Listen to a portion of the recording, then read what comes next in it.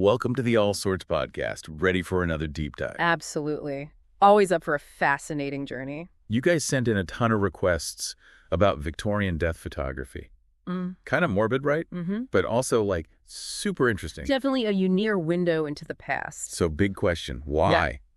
Why were people taking pictures of, dead people? Well, it wasn't considered morbid back then. To really get it, we got to understand how different their view of death was. For starters, people just didn't live as long. Right, disease was everywhere, right? Exactly. Diphtheria, typhus, rampant. Average lifespan was way shorter, so death was just more present. Okay, that makes sense. But why photos? Couldn't they, paint portraits or something before the person died? Good point. But that's the key. Before photography, only the wealthy could afford that kind of memento. Then, in 1839, along comes the daguerreotype. Game changer. Totally. Suddenly, even middle-class families could capture a visual memory of their loved ones. Imagine losing a child and having no image of them at all. Heartbreaking, right. So it was partly about capturing that last image, a final goodbye. Makes sense. But I feel like there's more to it, right? It wasn't just a practical thing. You're spot on. Victorians were deeply spiritual. They believed a photograph could capture more than just a person's looks. Like their soul. Exactly. Their essence. Think of it this way. They saw it as holding onto a piece of their loved one's spirit. So it wasn't just a picture. It was almost like a spiritual object. You got it. And then there's the whole idea of the good death. Dying peacefully, surrounded by family. Like a romanticized passing. Yes, and photography allowed them to capture that ideal, even if the reality was often much harsher. So they're trying to create this perfect image, this lasting impression of peace. Precisely, and that explains some of the techniques they used, like tinting. Tinting? Yeah, they'd add color to cheeks or lips to make the deceased look more lifelike. Interesting. Not to trick anyone into thinking they were alive, right? Yeah, no, it was more about presenting them in a way that honored their memory. I've seen those photos where they painted the eyes open on closed eyelids. Kind of creeps me out, honestly. Is that supposed to be scary? Not at all. Remember, they believed in a continued spiritual presence. Oh, right. Those open eyes symbolized the deceased watching over their loved ones, offering comfort, protection. Makes sense in their context, I guess. Oh. Still a bit unsettling for us today. So, were there, specific poses or styles they liked?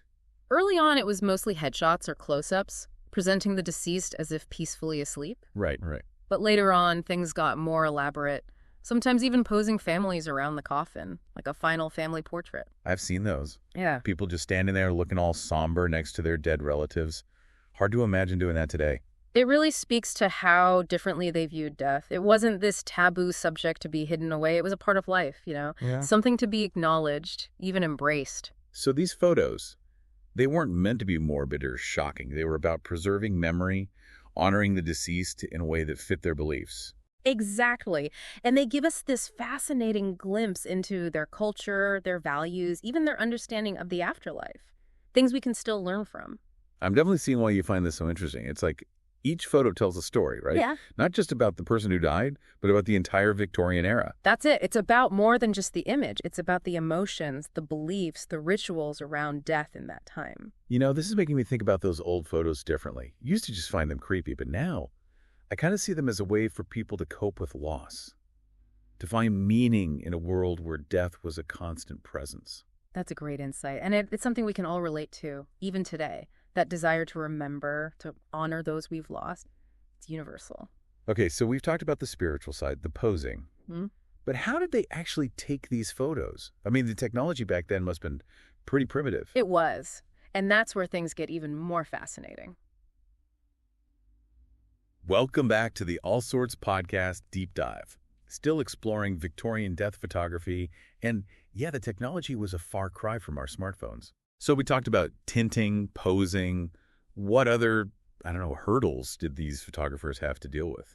They had to be incredibly resourceful, almost like a blend of artist, scientist, and, mortician, all in one. Mortician. Okay, that's kind of morbid, even for this topic. Well, think about it. You've got delicate equipment, long exposure times, and your subject can't exactly hold a pose. Right. Not to mention the emotional weight of the whole situation. Exactly. So yeah, pretty demanding job.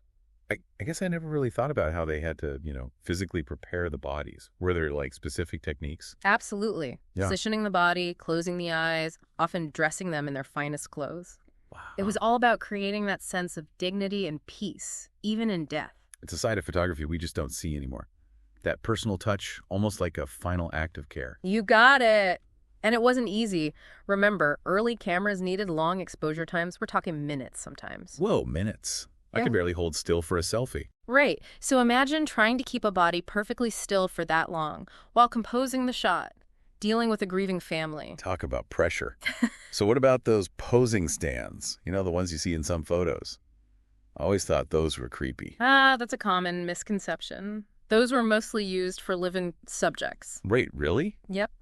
To help them stay still during those long exposures, remember, even the slightest movement could blur the photo. Makes sense. Trying to pose a body upright was been nearly impossible, not to mention disrespectful. So those photos you see online, like of dead people standing up, those are fake. Most likely. Rigor mortis, the stiffening of the body after death, makes posing a body that way incredibly difficult. Probably just clever editing or modern recreations. Okay, good. Because those always seemed a bit too creepy to be real. So if it wasn't about making them look alive, what was the goal? It was about capturing their spirit, their essence, and it worked. Families treasured these photos, displayed them in their homes, almost like a window into the afterlife. It's just so different from how we view death today. We tend to shy away from it, keep it hidden. But for them, it was part of life, woven into their art, literature, even their photography. Exactly. That shift in perspective is what I find so fascinating. Makes you question our own assumptions, right? About mortality, how we deal with grief. Speaking of art, I was reading that Elizabeth Barrett Browning, the poet, Oh, yeah. she was a big fan of death photography. Big time. She even said, "It is not merely the likeness which is precious, but the association and the sense of nearness involved in the thing. The very shadow of the person lying there fixed forever." Wow, that's powerful. It really captures that feeling of holding on to a piece of the person even after they're gone. Right. That's what makes these photos so much more than just, morbid curiosities. They're a testament to love, to that enduring human need to connect with those we've lost. Mind blown. I started this deep dive thinking it'd be all like creepy vibes, Yeah. but now I see it as this window into human nature, the need to make sense of death, find ways to cope. We haven't really changed that much, have we? Nope. The way we grieve, remember, try to understand loss, it's all there in those photos, even if the style seems outdated. So we've covered the spiritual aspect, Mhm. posing, the technology, but is it art? I mean, is that even the right question to ask? Ooh, good one. It's definitely a debate. Let's explore that when we come back. Back again on the All Sorts Podcast Deep Dive. I gotta say, my whole creepy photos feeling has totally shifted. Now I'm just hooked on this Victorian death photography thing. It's amazing what a little context can do, right? But like you said before, there's that debate.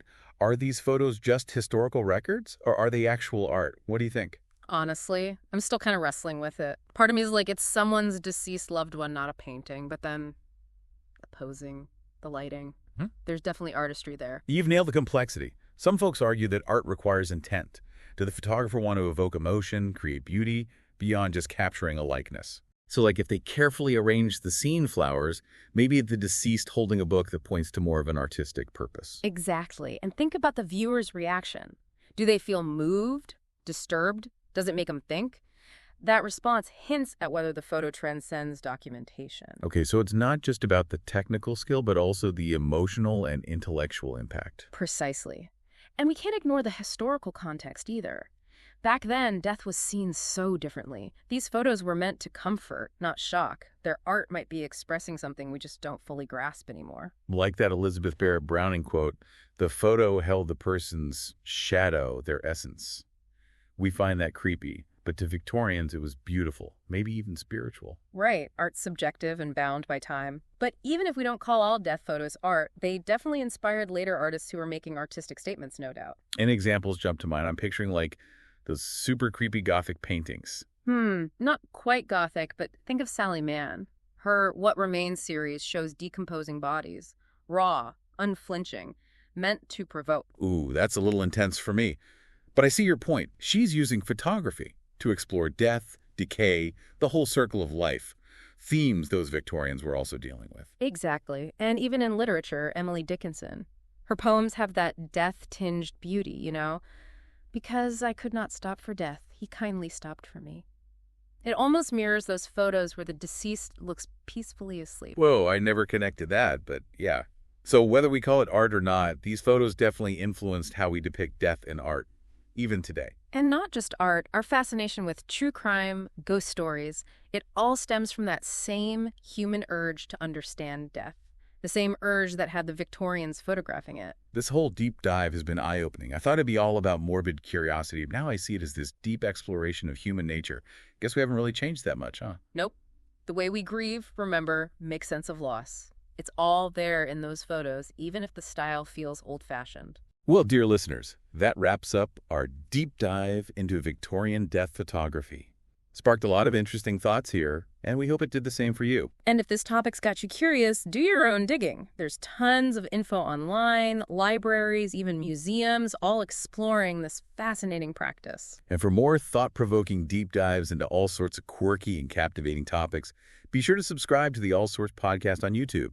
Hit that like button, share this episode with your friends. Let's keep the conversation going. We're also on X, Instagram, and Threads, so follow us there to stay connected. And hey, while you're at it, check out our other episodes. We've got everything from the history of fashion to the science of happiness. There's truly something for everyone on the All Sorts podcast, so come join us on our journey of discovery. Until next time, stay curious.